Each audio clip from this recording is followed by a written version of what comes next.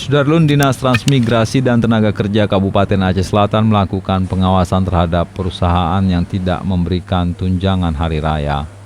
Untuk mempermudah karyawan mendapatkan hak mereka, dinas terkait membuka posko pengaduan di Dinas Transmigrasi dan Tenaga Kerja setempat.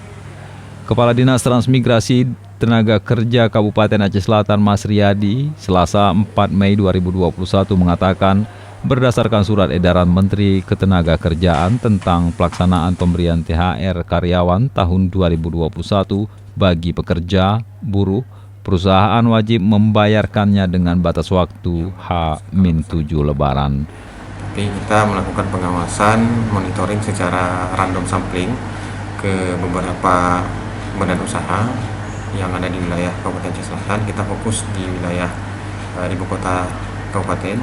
Itu beberapa hari yang lalu sudah kita lakukan pendekatan, kemudian pengawasan secara humanis.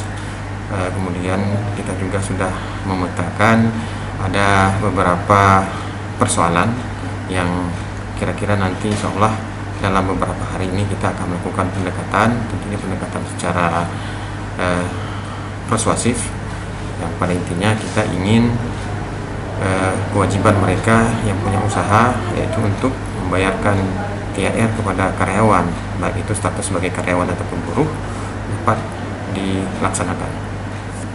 Ini untuk pelayanan posko sendiri, apakah dari Dinas Ketenagakerjaan ada membuka posko ini Pak, terkait dengan pengaduan dari para pekerja ini Pak? Dari Dinas Tenaga Kerja Kabupaten Aceh Selatan, kita sudah membuka posko pengaduan THR keagamaan. Kebetulan poskonya ada di kantor kita juga. Sampai hari ini per tanggal 4 Mei 2021 belum ada pengaduan secara personal ataupun secara kelompok mengatasnamakan dari karyawan, buruh ataupun tenaga kerja kepada kami terkait dengan persoalan pembayaran THR ini. Ini yang apabila nanti ada ditemukan bagi perusahaan yang tidak membayar THR kepada karyawannya, ini sanksinya seperti apa ini akan diberikan nanti? Yang pertama, langkah yang kami lakukan sekarang kami petakan dulu. Kami telah melakukan monitoring pengawasan secara random sampling. Itu secara acak kami sudah temukan ada beberapa persoalan. Yang pertama, ada badan usaha yang sudah membayarkan THR sebanyak 1 bulan gaji kepada karyawannya H-12 kemarin. Kemudian ada beberapa usaha juga setelah kami lakukan pendekatan dan pengawasan, itu ada juga mereka baru berkomitmen akan melaksanakan pembayaran THR kepada karyawannya itu H-5.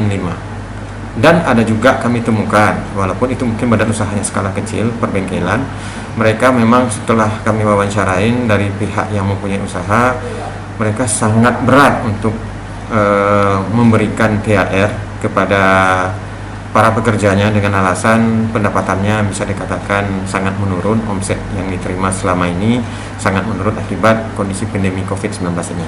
Nah, ini ada 3 tingkatan, ini akan kami lakukan pembinaan dan juga pendekatan secara humanis. Kita kedepankan cara humanis, apalagi dalam suasana bulan puasa, sehingga yang tadinya sudah melakukan pembayaran THR H-12 kami ucapkan terima kasih dan apresiasi.